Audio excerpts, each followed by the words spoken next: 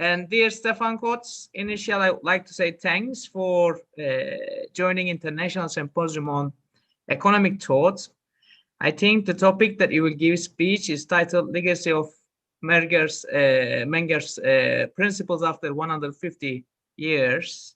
And I think, as far as I understand from the organizer, it's around like 25 to 28 minutes. If we keep, presentation, it will be fantastic for us, because another, presentation will start after 30 minutes. Thanks a lot, Stefan, and floor is yours. You can, anytime, you can start to present. Okay, thank you very much. Actually, I was very pleased to be given the opportunity to have a presentation here. And for a liberal economist, 2021 is really a year which is full of interesting anniversaries. There is the 50 years anniversary of Hayek's first German edition of the Constitution of Liberty. There's the centenary of Herbert Giersch, and most importantly, I think it is the 150th anniversary of Menger's Principles of Economics, which is, in my view, not only a milestone, but actually a cornerstone in the history of economic thought, because from then on, economic thinking really changed its direction. And I think it's fair to say that in the 1870s, we can really mark the beginning of modern economic thinking. And this has a lot to do with Menger's legacy that he left us with his famous principles. What is interesting is that there was a kind of a time lag between the first publication of the book and its full impact. The full impact can rather be seen by the work of the followers of Menger, and it took more than 50 years actually. After his death only have we seen the second edition of his great work, and it took more than 80 years until we finally got an English translation. But nevertheless, the impact of this book was tremendous. And it was Friedrich August von Hayek who made this point that although it had seen an extremely restricted circulation, the impact was more or less inverse to the circulation. It was really an important book, as witnessed by Wicksell, for example, who thought it was the most important book written after Ricardo's Principles. Or if you take Schumpeter, he sees it as the best introduction to the understanding of the theory of value. And we must not forget that in this period, when the book was first published, this was the period where classical economics were kind of stuck in a dead end.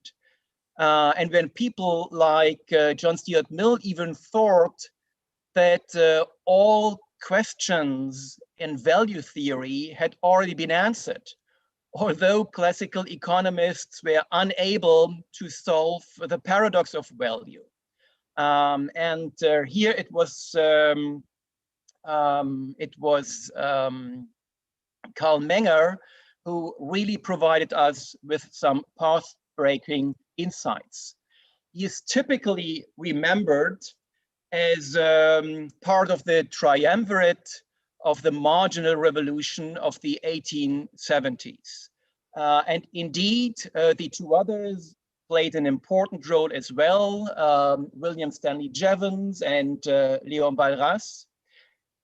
But I think it's fair to say that Karl Menger really stands out because Jevons and Walras are mainly remembered because of their contribution to bringing together mathematical, calculus, and economic analysis.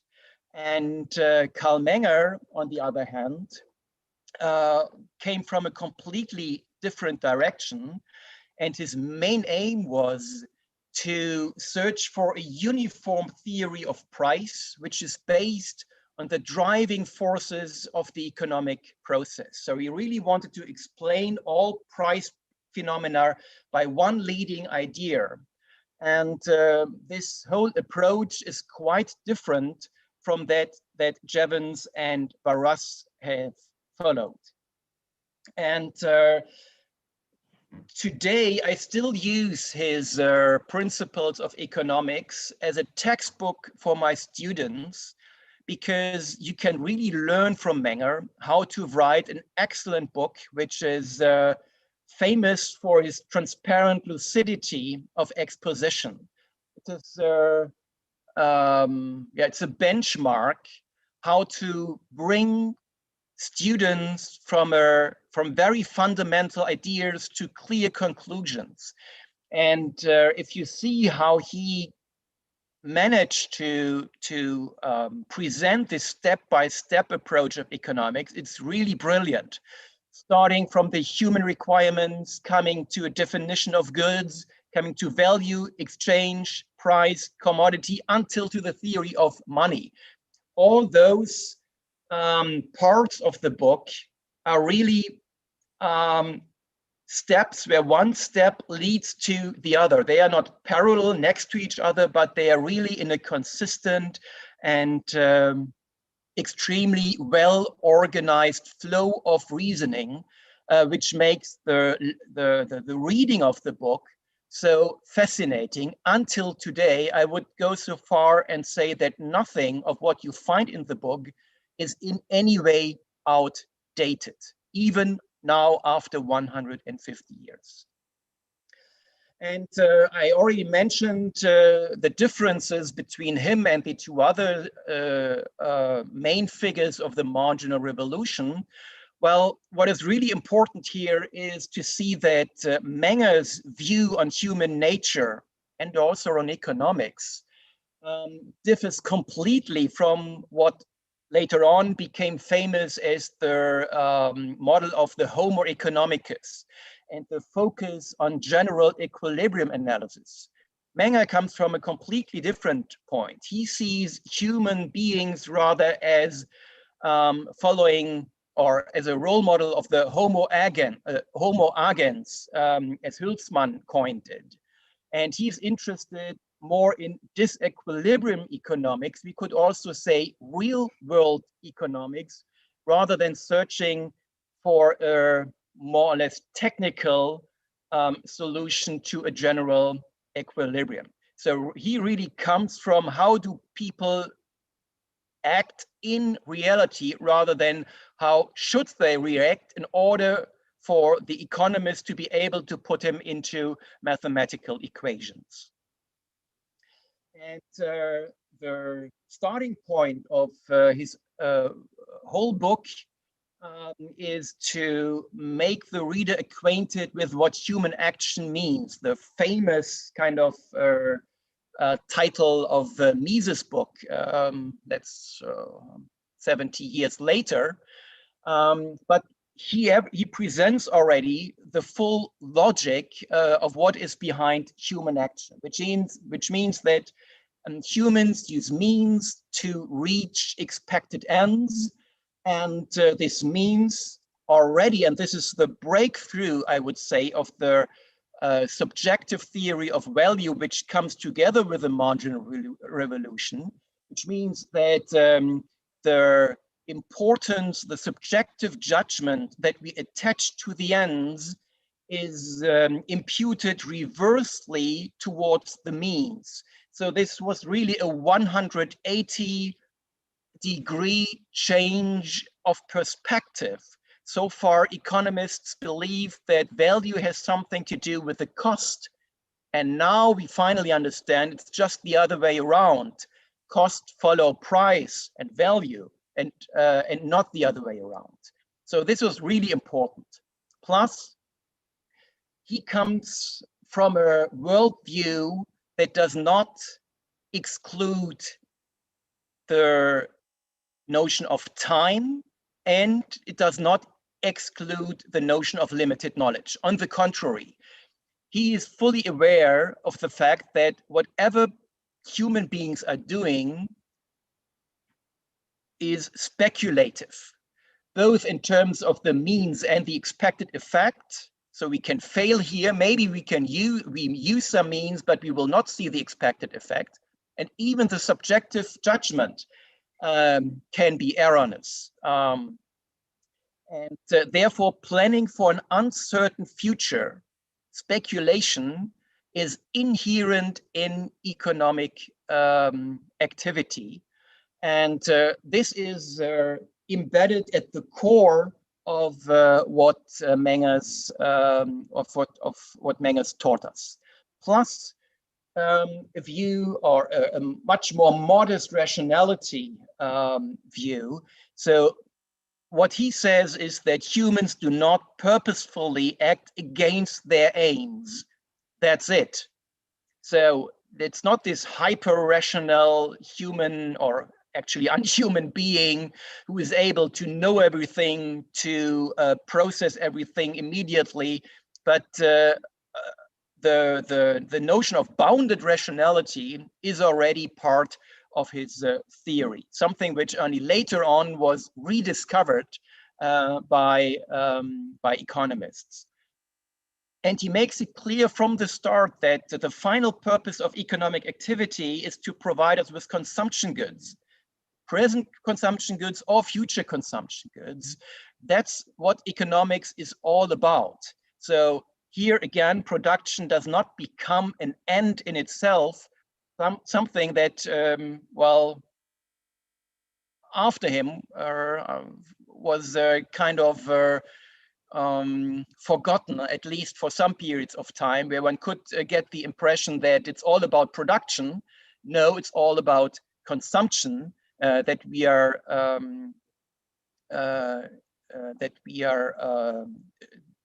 showing economic activity. And in order to have a clear picture of what these means are that we use for our one satisfaction, he comes with the famous 4 conditions of what makes the nature of a good, which of course is also subjective. And he teaches us that a good can only be a good if there is a human need, that when there is a causal connection to satisfy such a need, that human knowledge must be existing of this causal connection, and that there's sufficient command of the thing. So even the definition of what an economic good is already dependent on human judgment. So it is a subjective definition of, or subjective nature of what we are dealing with when we are talking about goods. And neither the quality nor the value of the good is in any way an objective property of the good. Everything depends on human judgment.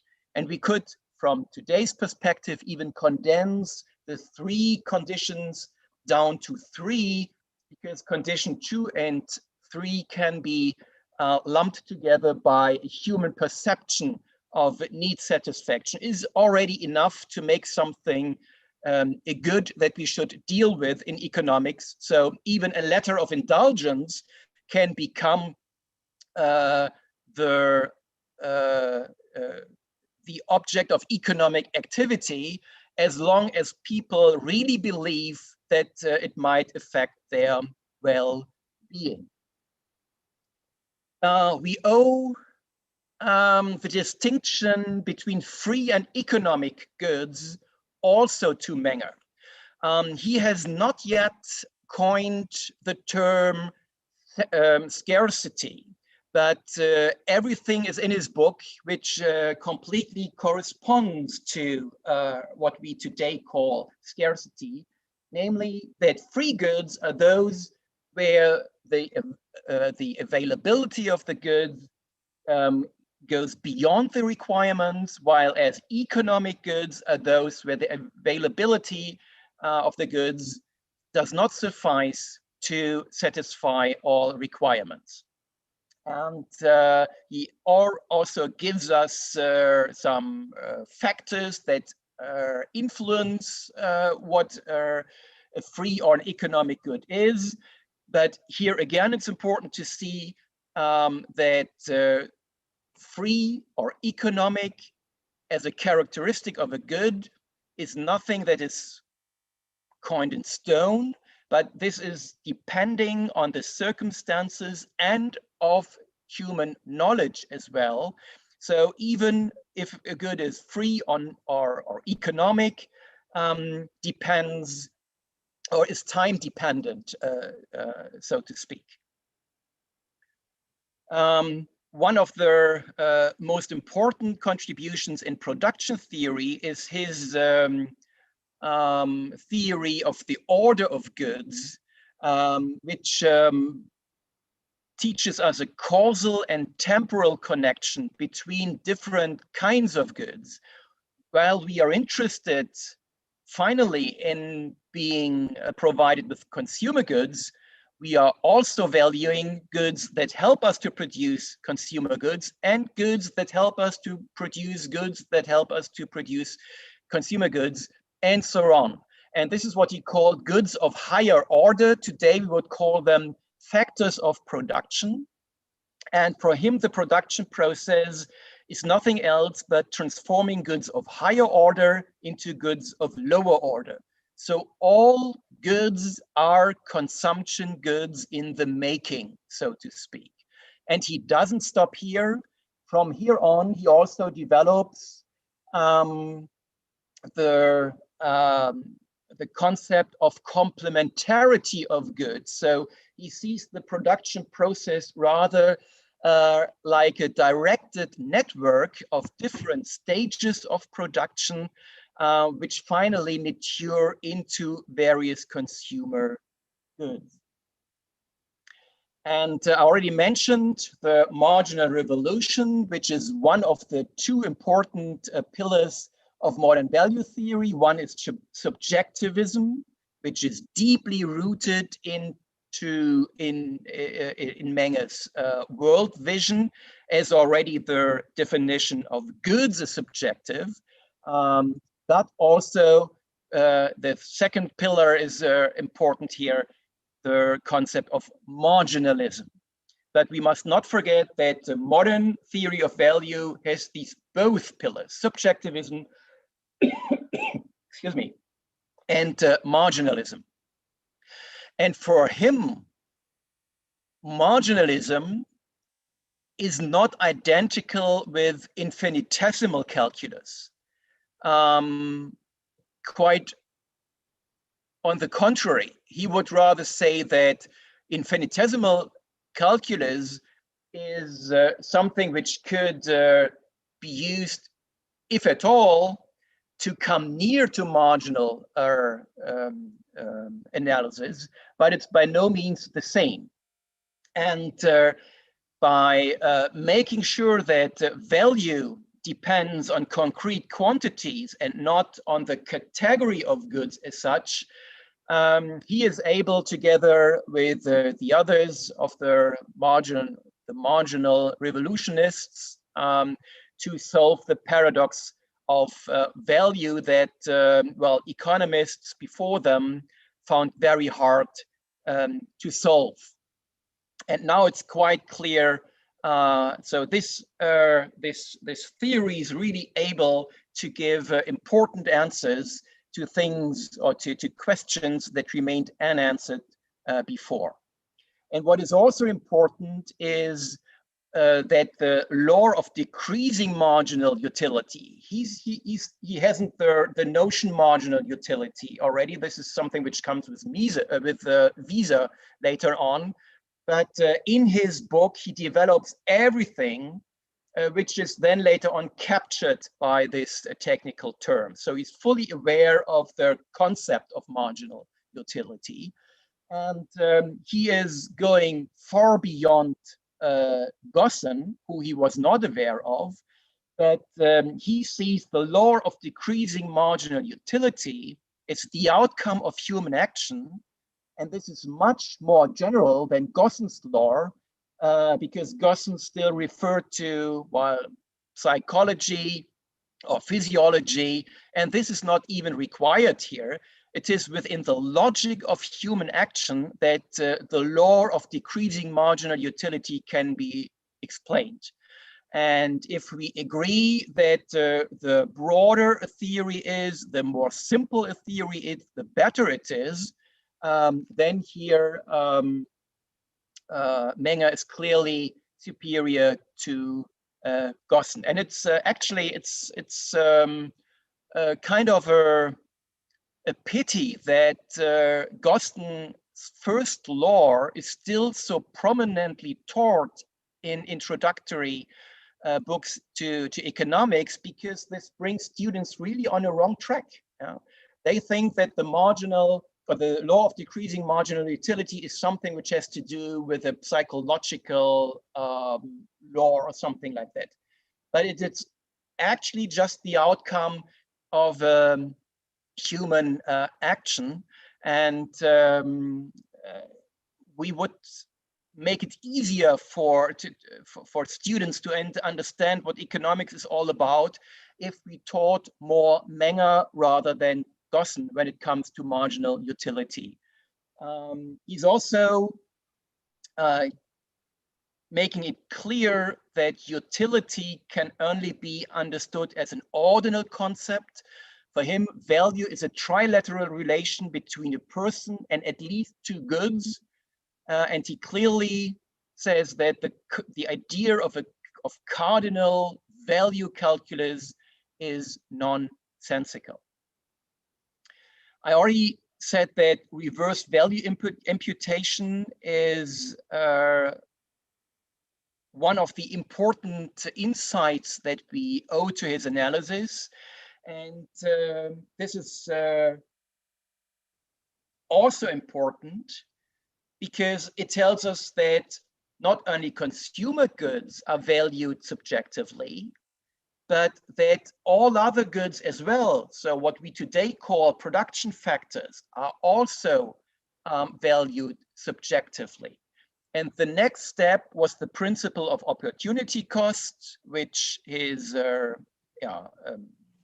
follower Visa made so a point that Visa made so prominent.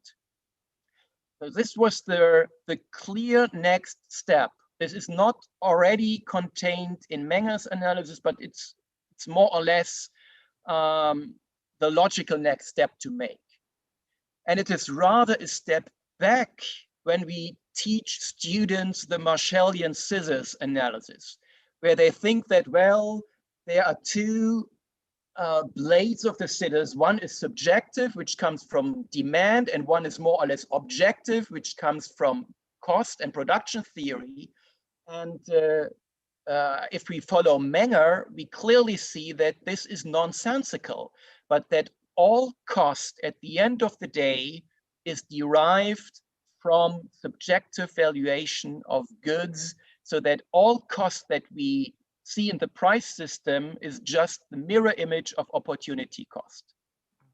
Stefan, last 2 minutes. Okay, because another session will start.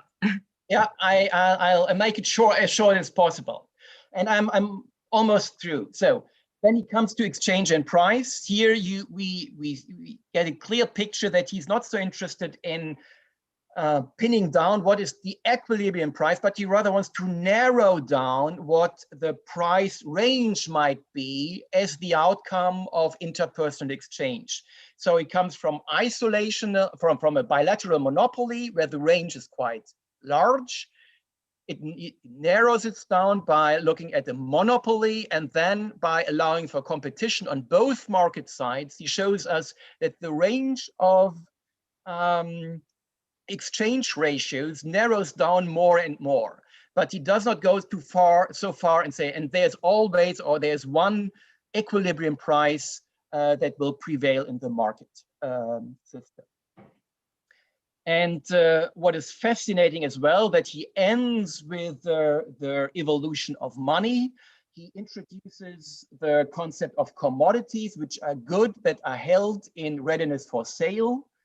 then he differentiates different degrees of salability, which we today would translate with liquidity.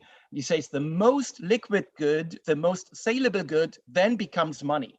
So he even opens up the branch for institutional economics, to be more precise, the branch for evolutionary institutional economics. So he really tries to understand and to explain how the most important institutions, and money clearly is one of them, has evolved over time.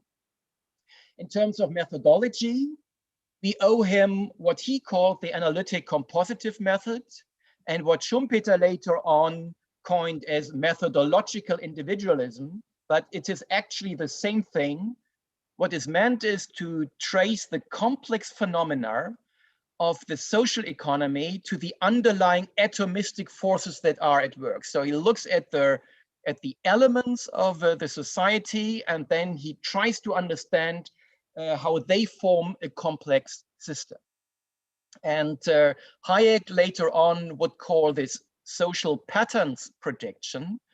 Menger is critical both of mathematics and historicism in economics. By the way, not because he is not able to follow what the mathematical economists put on the table. He was actually a good mathematician, but he had doubts whether this is really suitable for economic analysis of complex social structures. And he said that social scientists have one important advantage over natural scientists, namely that they have some introspective knowledge, some understanding in the terms of Max Weber. So the capacity to understand what the intended meaning of human actions are, so we can reasonably interpret why other people do something.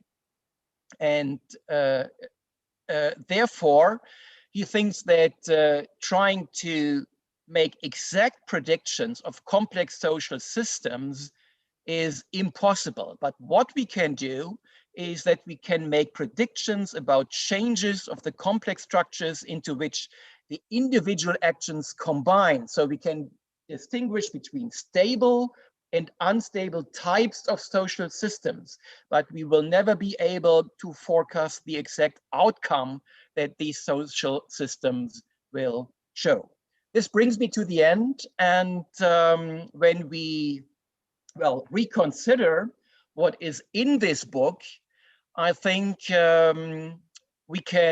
it's really fair to say that it is a cornerstone and that it makes perfect sense, even for students in the 21st century, to read this book, not only because it is so well written, but also because it contains so many insights. And actually, it is even available for free. At least the electronic version is available for free.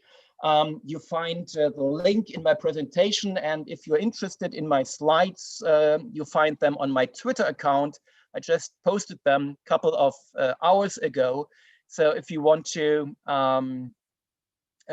go through the slides, you're more than invited to download them from there. Thanks a lot, Stefan, for giving speech for our Sema's actually events. And let me invite Sema, because I think she has to stop kind of. I'm not expert in Zoom. I'm teaching in different platform. Now I think I have to allow Sema. Sema, do you hear me? Yes. Huh. Sema, how can I give you host position? Participants. Participants, Yes. okay. More. Then more. Choose then me. allow. Choose What? Me. Choose. Okay, make host. Yes. Yes, I think you are